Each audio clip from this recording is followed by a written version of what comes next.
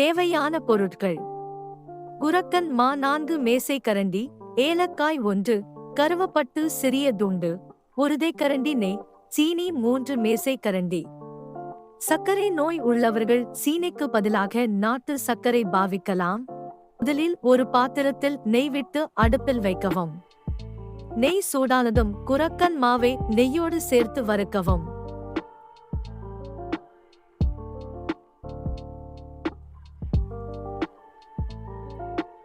பின்பு நீர் சேர்த்து கரைத்து கட்டி விழாமல் கிளறவும்.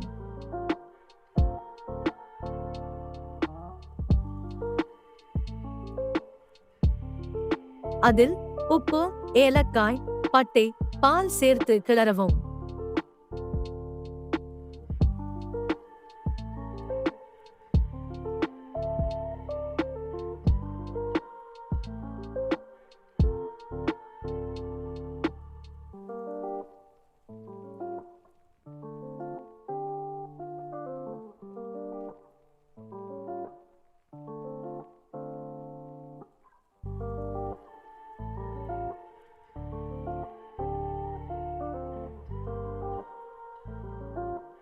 பின்பு சீனி, பால் விட்டு மிதமான சூட்டில் சூடாக்கி இறக்கவும்.